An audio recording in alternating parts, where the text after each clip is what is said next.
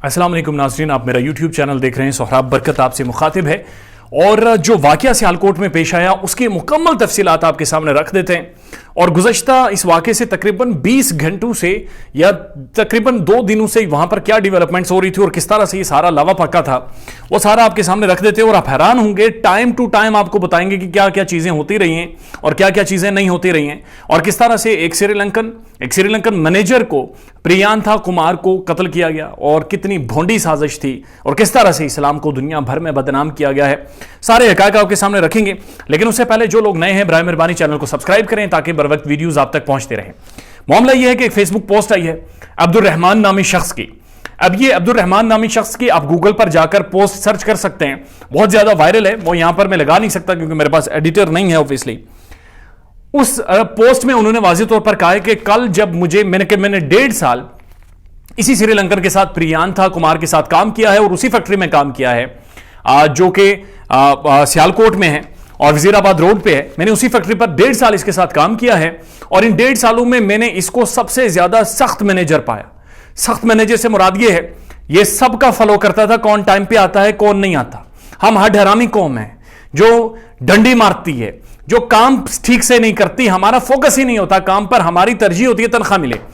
उसकी पोस्ट के मुताबिक ये बहुत प्रेशर में रखता था और जो 8 घंटे का काम होता था वो करवाता था, यह हड हरामी नहीं करने देता था और लोगों से काम लेता था। उसकी वजह से बड़ा प्रेशर होता था। और अगली लाइन जो उन्होंने लिखी है वो बड़ी दिलचस्प है। उन्होंने कहा है कि अगर प्रेशर की वजह से कोई मसला था, उसका हल ये नहीं था कि आप एक बंदे को मजहब के नाम पर मार दें।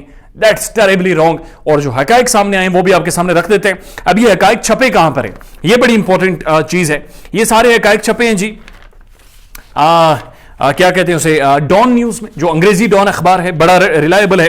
और उसके साथ साथ एजाज सैयद पाकिस्तान का जो प्रोमिनेंट साफी है, उन्होंने इन्वेस्टिगेशन किया और साथ साथ सियालकोट के कुछ साफियों ने और कुछ ऐनी शाहिदीन ने जो उस फैक्ट्री में मौजूद थे, उन्होंने 2, 3, 4 चीजें आमने सामने रखी हैं जो कि सबसे ज्यादा इंपॉर्टेंट है। सबसे पहले आपको बताते हैं जी, ये यहां पर कि जो वहां के लोकल जर्नलिस्ट हैं, लोकल जर्नलिस्ट के मुताबिक जब ये सारा वाकया हुआ तो फौरी तौर पर डीपीसी यानी डिस्ट्रिक्ट पुलिस चीफ को कॉल की गई कि जनाब एक मॉब बन गया है, एक हुजूम बन गया है और मजहब के नाम पर वो किसी को मारने लगा है। कई बार फोन कॉल की, फोन कॉल उन्होंने नहीं उठाई, ये लोकल जर्नलिस्ट कह रहे हैं।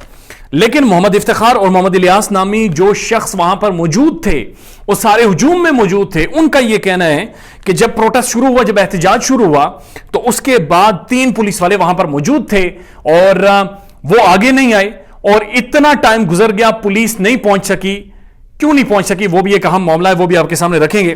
ये सारा वो सारा वाकया हुआ। अब आते हैं असल खबर की तरफ कि पहले माजी का नहीं बात करते, उस दिन की बात करते हैं।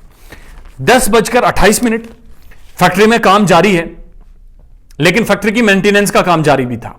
साथ साथ फैक्ट्री में जो किट्स बन रही थी वो भी बन रही थी और मेंटेनेंस का काम भी जारी था और रंग रोगन का काम हो रहा था, दीवारों को रंग किया जा रहा था। 10:28 पर दीवार पर कुछ पोस्टर्स लगे हुए थे और उन पोस्टर्स में बहुत सारी खबरों के मुताबिक एक जो तहरीक लब्बाइक पाकिस्तान है उनके कुछ एक पोस्टर्स थे, कुछ या अली कुछ दीवार पोस्टर्स में लिखा गया था, कुछ पोस्टर्स में नबी करीम सल्लल्लाहु अलैहि वसल्लम का नाम, खत्म नबूवत, इस तरह के पोस्टर्स लगे हुए थे, दीवारों पर नस्ब थे। अब ये फैक्ट्री का मेन हॉल था, मेन जगह थी जहां पर सारी तरफ लोग बैठे हुए, मजदूर बैठे हुए काम कर रहे थे और ये नौजवान थे। ये वो नौजवान थे जो या तो मुख्तलिफ जगहों से, स्कूलों से भाग कर गए थे या कॉलेजेस से भाग कर गए हुए थे या जो मुख्तलिफ शहरों से आए हुए थे और वहां पर काम कर रहे थे। जब ये जो प्रियांथा कुमार है, ये उस फैक्ट्री को, उस सारे मामलात को ओवरलुक कर रहे थे क्योंकि जनरल मैनेजर थे वहां पर। और जब ये दीवार के रंग के लिए इन्होंने पोस्टर्स उतारे और मुबैना तौर पर डस्टबिन में फेंके। अभी तक ये बात नहीं साबित हुई कि डस्टबिन में फेंके या किधर फेंके, लेकिन जो इतला थे उन्होंने पोस्टर डस्टबिन में फेंके। इस पर हॉल में मौजूद जो लड़के थे उन्होंने कहा, सर ये पोस्टर्स आपने कैसे नीचे फेंके, इन पर मुकद्दस हस्तियों के नाम लिखे गए।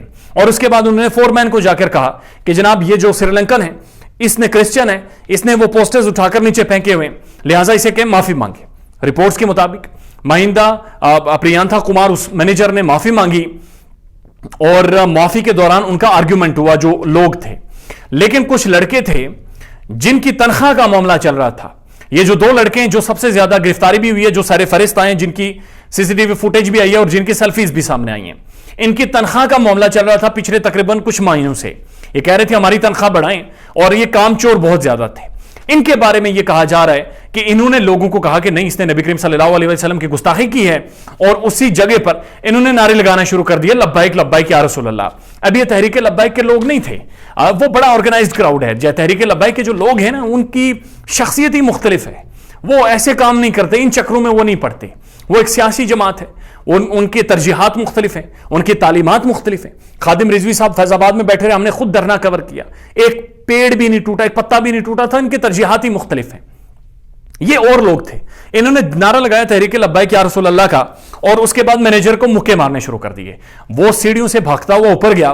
جو ہی وہ بھاگا, ان سب کی دلیری بڑھ گئی, بڑا کراؤڈ جمع ہوا اور اس کے پیچھے بھاگنے شروع ہو گئے. انہوں نے جاتے ہوئے سریا, ڈنڈا, اینٹ, پتھر, جو بھی ان کے ہاتھ میں آیا, انہوں نے سیڑھیوں سے چڑھتے ہوئے اسے مارا. چھت پر پہنچ گئے اور چھت پر اسے مارنا شروع کر دیا ایک کونے پر. یہاں تک مارا کہ ہجوم آگے بڑھا اور اس شخص کو اٹھا کر چھت سے نیچے پھینک دیا, اور جو ابھی تک کی انویسٹیگیشن رپورٹ کے مطابق اوپر سے نیچے گرنے کی وجہ سے اس کا انتقال ہو گیا.